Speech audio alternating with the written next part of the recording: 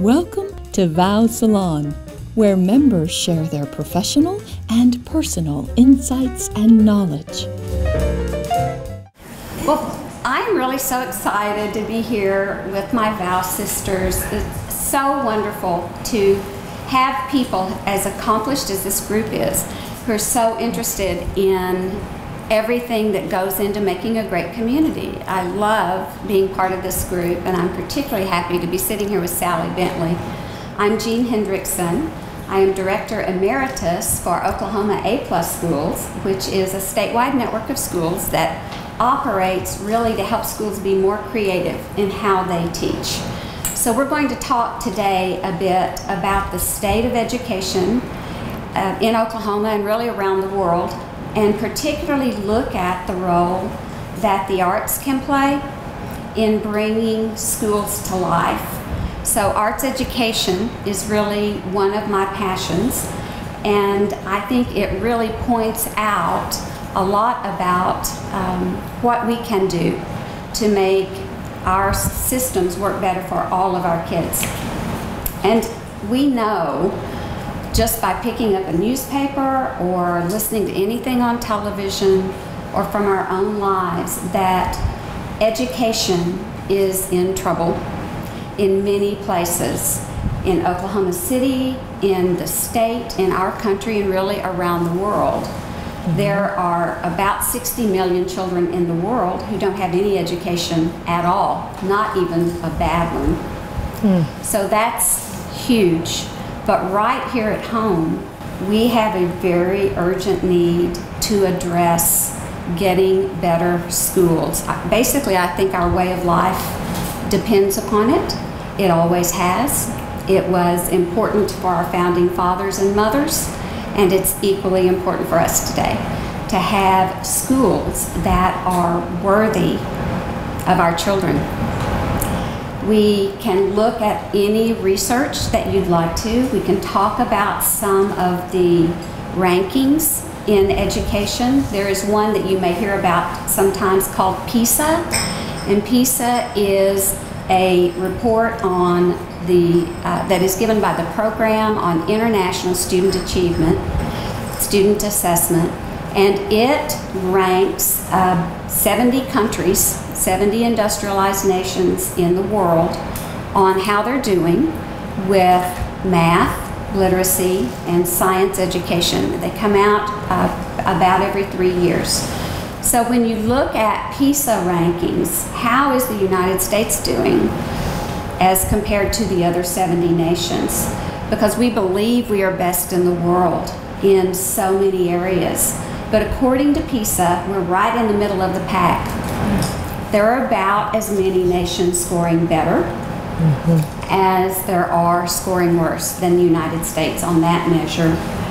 When you look at literacy in this country, the literacy rates are just about the same. They're very stubbornly staying about the same as they've been for the last 20 years.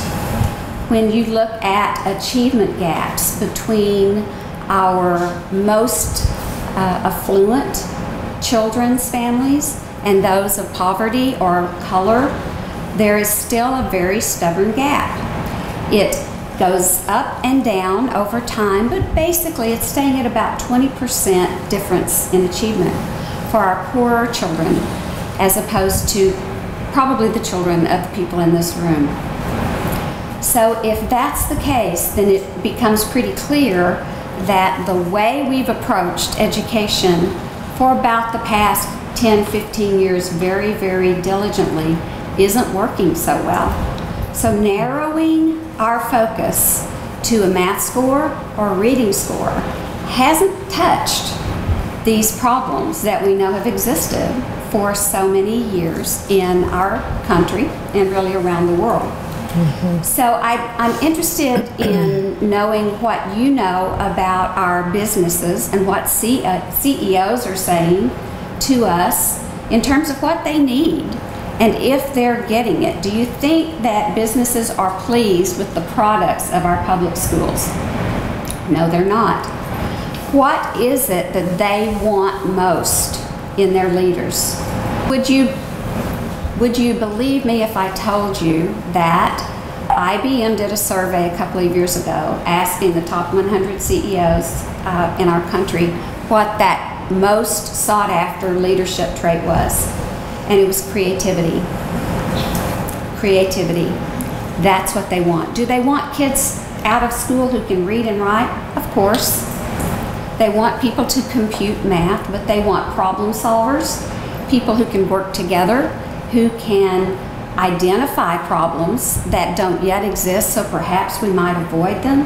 It's creativity that was the #1 trait that the CEOs wanted in their new workers. So when you look at it that way, and we understand the value of the arts in our own lives and what it brings to all of us, our communities, our families, our world, we really want to make sure that we understand arts education is not a silver bullet.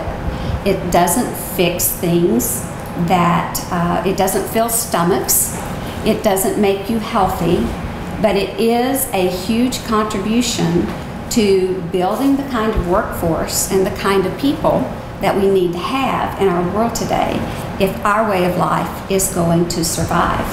Now, we do know that arts education for its own sake is also very important. We believe it's important. I know it's important for my children, my grandchildren. I know you believe it is important for yours and for your families and friends. And if it's important for us, and we want it and seek it for our own children, then we are duty-bound and morally obligated to seek it for other people's children as well. And if that isn't enough, I can tell you other research that tells us what happens in our schools when we have the haves and the have-nots. And by the haves in this case, I mean those who have arts education, who have some kind of arts in their lives 3 times a week. Are there any better outcomes for those kids than there are for kids who don't? And the research is so clear. They are 4 times more likely to have high academic achievement. 4 times. They are 4 times more likely to be the winners of writing essays and poetry contests. They are 3 times more likely to be elected as a leader of their class. And they are 3 times more likely to be a science fair winner. So when we include the arts as one of those ingredients in our schools, it's not just that it makes them arts literate, so we understand the value of line and color and form and texture and rhythm, those things that we know are important parts of a good arts education. It also makes everything else better. It just does. So that's the research. But I can tell you from my experience over my life's work, personally, I've seen it time and time again. And it doesn't depend upon the zip code. When you add the arts, things get better for everybody's children. And I can tell you about going to Mark Twain Elementary, which was the school where I was principal before I became director for A+ schools in the state. And I can tell you about walking up to that building for the first time in my life in June of 1999, having been assigned to that building as its new principal. So when I went to the neighborhood, I'd heard about Mark Twain. In fact, I've read about them in the paper a couple of times that year, where they'd had great turmoil and lots of controversy. So I knew they were there, but I had never really been to that school. So June, I drove to the school, couldn't really find where it was. There wasn't any great signage leading up to the school. The neighborhood itself was high poverty. There was graffiti on all the buildings. There were weeds growing up. There were, the cars up on blocks or the couches on the porch, things like that. When I found the school and drove into the parking lot, I drove through waist-high weeds in June. The parking lot had not been maintained at all. On the school, there was graffiti on every vertical surface. I got out of my car, went to the playground, looked around there. There was a big toy, or it used to be. What it really was a broken down piece of junk with big stakes sticking out where the boards used to be. Where if it had been my child's school, it wouldn't have been that way overnight. Something would have happened. But it had been that way clearly for a long time. And when I finally found my way into the building, the scene was no better. There was trash. There were obscenities carved into woodwork. Just a devastated environment. So I was really pretty angry to know that there were children in my town going to school in a place like that. And we got to work. And I will tell you that my first thought was not, well, what this school needs is a strong phonics program. Did it need a strong phonics program? Yes. But it needed everything else. It needed to be a place worthy of our kids.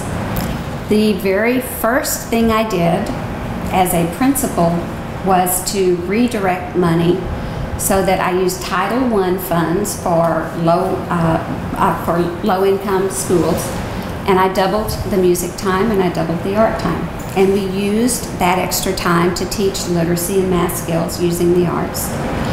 We went in 3 years from a devastated environment, just as I have described, to a school with 100% PTA membership, the Oklahoma City Beautiful's Distinguished Service Award, a parent resource room with resources to teach English as a second language, and GED classes, and many other services. We started a preschool.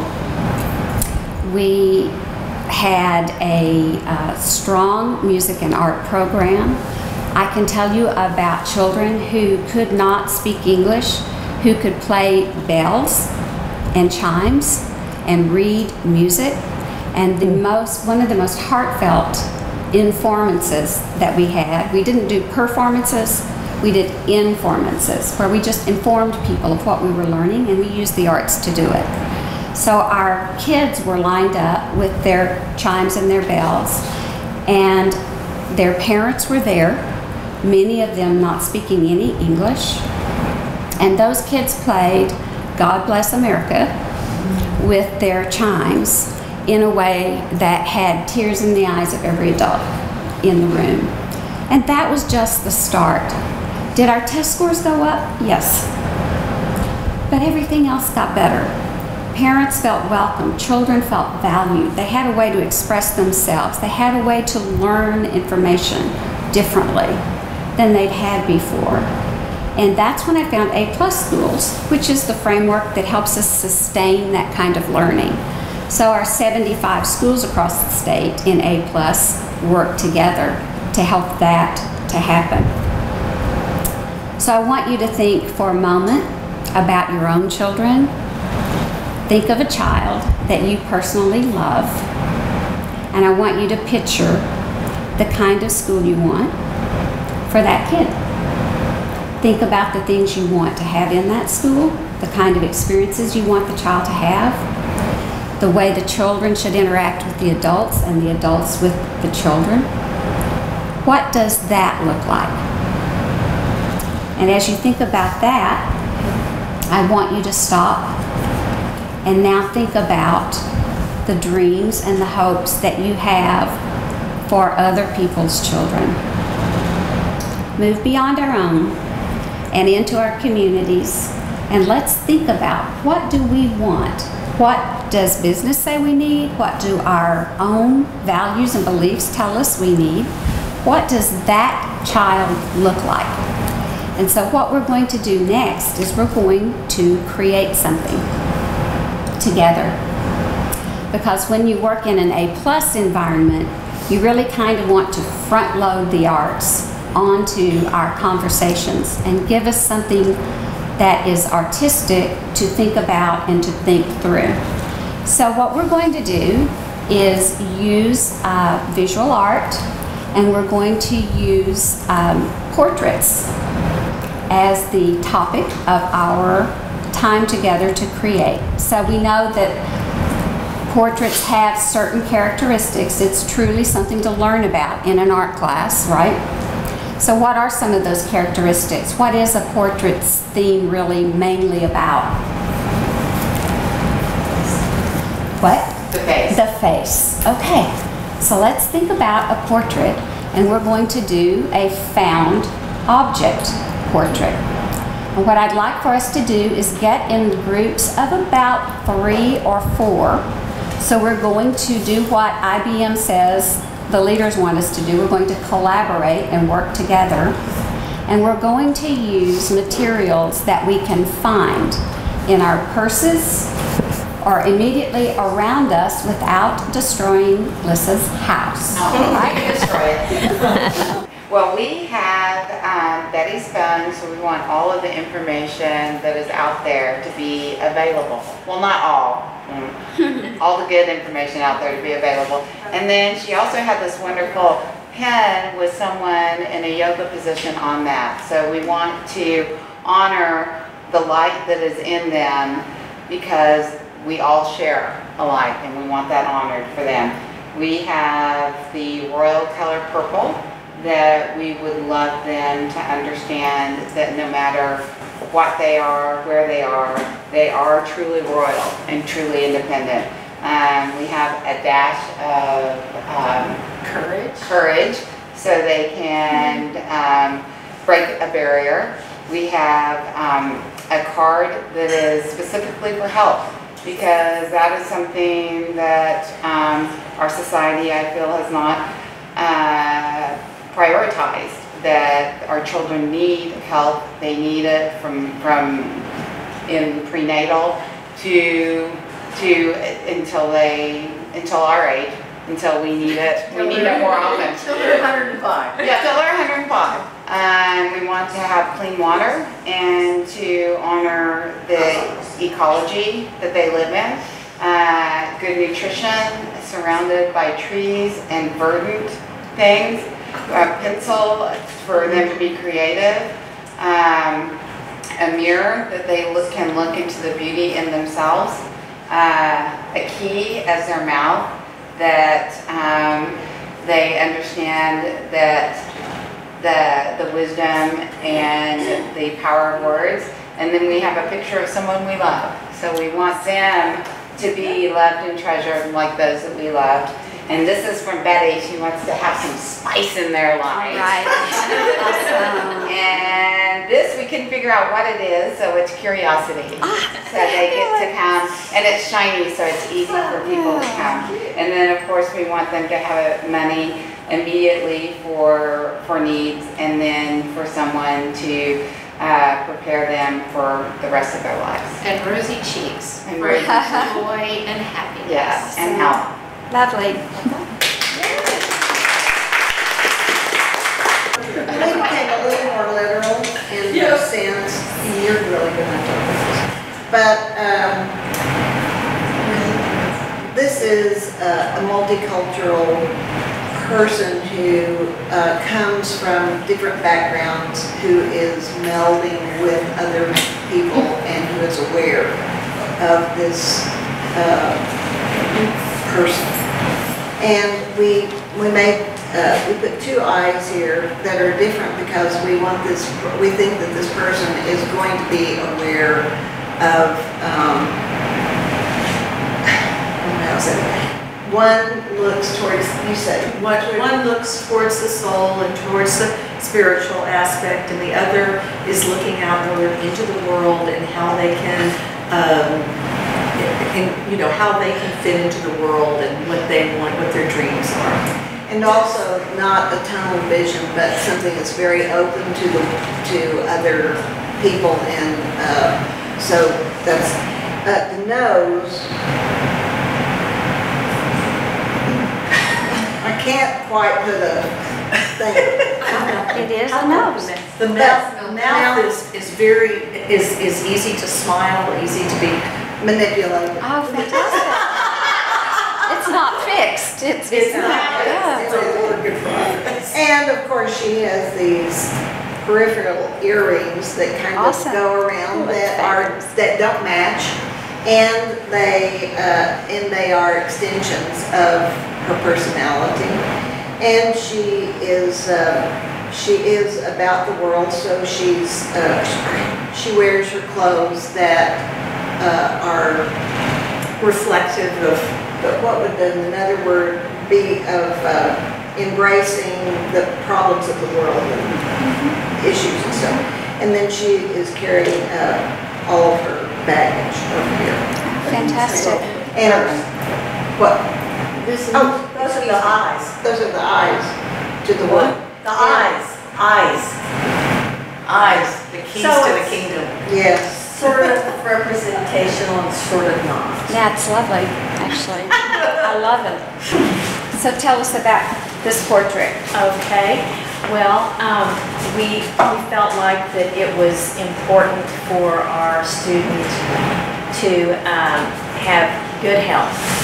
And we started up here with good food for them to eat, and then we would like for them to have a clear vision of life and be able to see the road ahead of them, and we have a little light to help them do that. Then we wanted them to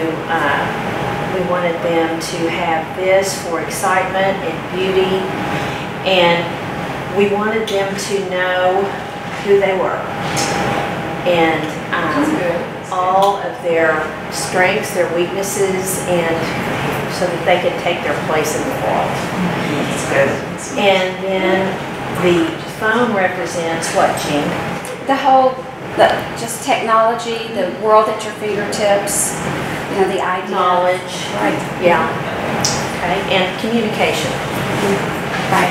And we felt like it was important that they be able to write and communicate this way too, and not just this way. Oh, thank you. Then here's our financial piece. Wait, Wells Fargo. Yeah. There were two ways you to give them credit for the credit they deserve for. So it's not only financial, but it's just giving them credit for who they are. Right, that's pretty cool. And this keychain that you can't see, but it represents, it's got animal little trinkets on it, and we felt like it was important for the student to value nature, to care for nature, and to have an attachment to nature. And then heart. Oh, it's got a heart on it. Okay, so you can say that is For their heart, for loving other people and that kind of thing, just to love other people, love the animals, love themselves. Yes. Right. Awesome. Thank you. Our portrait is literal. This beautiful little redhead is going to grow up to be Rhonda Reba Lucille. And she already has the talents of singing. She's an artist. In the film sense, she will be a film star, and she will be a comedian.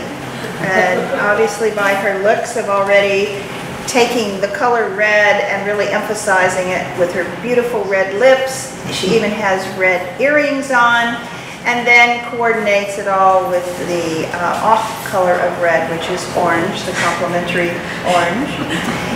She is going to be an artist in her own right, and that is because she has famous redheads that have gone ahead of her, so she has great role models, and she truly will be creative in her style and her individuality. And my cohorts will add to this interpretation of our portrait. Well, of course, she aspires to be these things, and she's got lots of education on how to broaden her talents. That's the point. She has many talents already. She aspires to be a model or an actress or a, Reba McEntire and Lucille Ball. We're after the arts here, and So of course she aspires to have a style with her own dressing and a credit card that will get her through college. And her fashion sense is just impeccable, so she has a long way to go with that.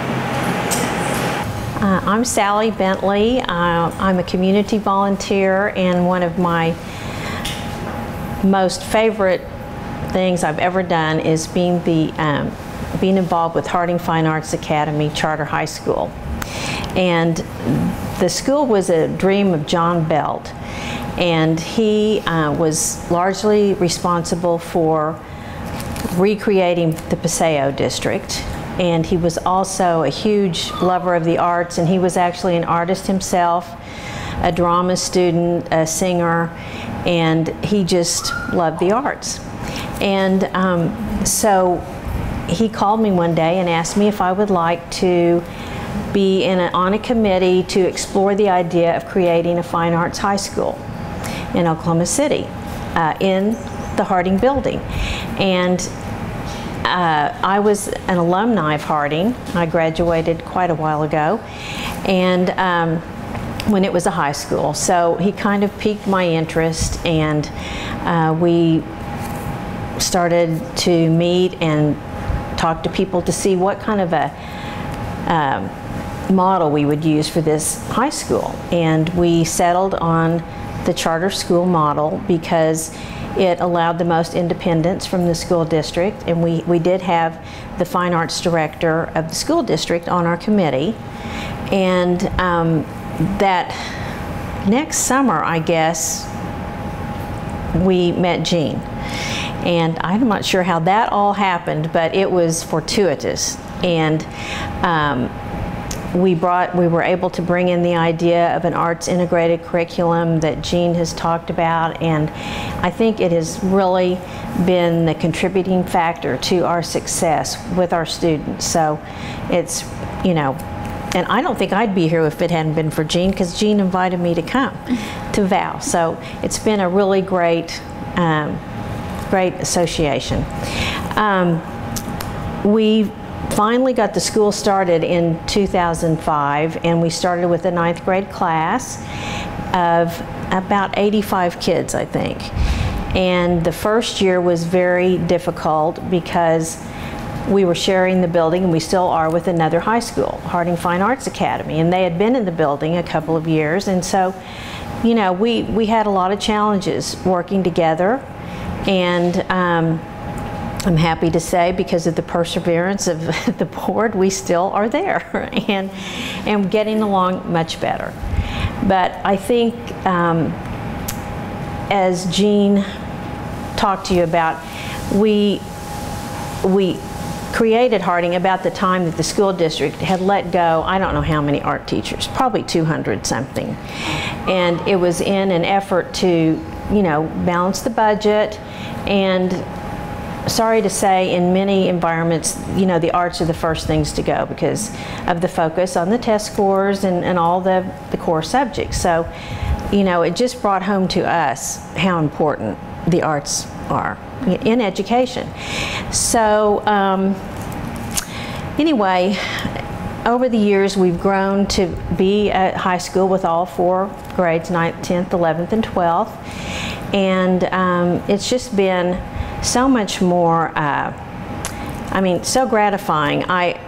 When we first started, I thought, well, it would be really great to have, you know, arts in the high schools, and so in this high school. And then over the years, I realized how important it really is to students as individuals, and just the learning styles that they have. You know, one size does not fit all for all kids. And while some students, I think, they can really excel in a really logical, you know, fact-based lecture environment, there are a lot of students, like probably some of us in this room, because I know most of you all are pretty creative. And I think that you would probably think back on your high school experience or your education and think how important the arts were to you in one way or another, whether you know, sang, danced, or just enjoyed them. And it just, it makes learning a lot more fun. So it's just been really great. And I wanted to share with you a couple of examples of some students that we've had. And the first one is a young man who was, he attended school in Edmond, and when he entered 9th grade, he started having a lot of trouble. He was not motivated. He hated going to school. He started flunking all of his classes and was very depressed. So the mother got online and she found our school on the internet and started reading about, you know, what we offered and what our approach was and so on. And so they had some testing done and they found out that he was very intelligent, and he was just, he had a creative, what would you call it? He was creative, and he just needed a different way to learn. And so he graduated this year as a senior. He did very well. He excelled in music, and he is now going to go to the Academy of Contemporary Music program at UCO this fall. But he, you know, and parents will tell us, oh my gosh, my kids are enjoying school for the first time in so long, and they look, before they wouldn't tell us a thing about what was going on in school, and now they can't shut up about it. So I just think that, you know, it's just a real gift to be a student and to, you know, have that experience of enjoying and learning that way.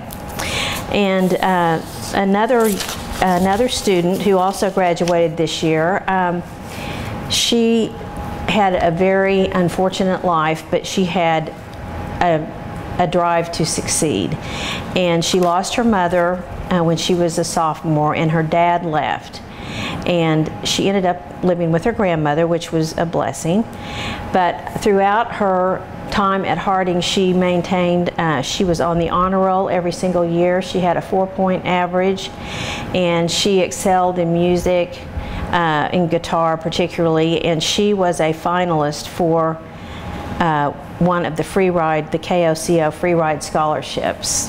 And so she's looking forward to going to college, and you know, I think that she would say that her experience at Harding really made the difference in her life. We have an incredible staff of teachers, 40 teachers, I believe, altogether, full and part-time, and highly educated and certified, and you know, they're very well qualified. And we have a mentoring program for those teachers. Plus, every summer, A+ Schools offers a counseling and a teaching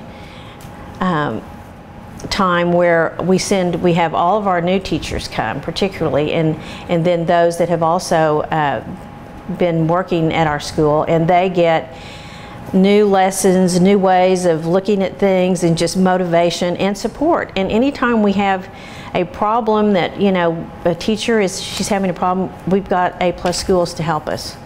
And they have just been really fabulous in making our school what it is. So last year on the state tests, we earned an A+ in the state of Oklahoma through the State Department of Education, and we were really proud of that. And we are I believe one of the top 10 schools in the state of Oklahoma, ranked by U.S. News and World Report. So we feel like we've really arrived, and we're not finished, but it's taken 10 years to really, you know, learn, and just, I mean, we're always learning, we're always adapting, we're always, you know, trying to have a better program for our kids, do more for our kids. And I just think, you know, it's just a real blessing to be part of an educational institution like Harding. So it's been wonderful. And I wanted to say too that kind of the reasons that I think we have excelled and succeeded is because we welcome diversity. We our students are not your traditional student. a lot of them, and we have mainly women. 2/3 of our students are women, so it's a great group for you all to relate to. We have a staff who really knows the kids and cares about the kids, and that is so important. And we have high expectations, and we insist on accountability for them, and they don't do their homework during the week. They have to be Friday. They are in academic intervention where they get their homework done.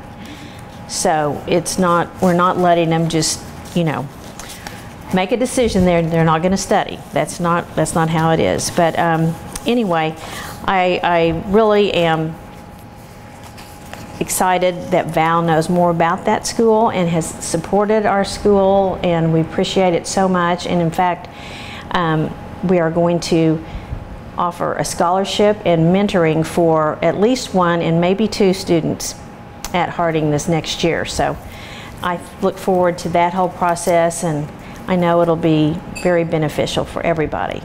So thank you. One of the wonderful things about Harding as a charter school, it cannot deny a child attendance. They do not choose their students, the students choose the school.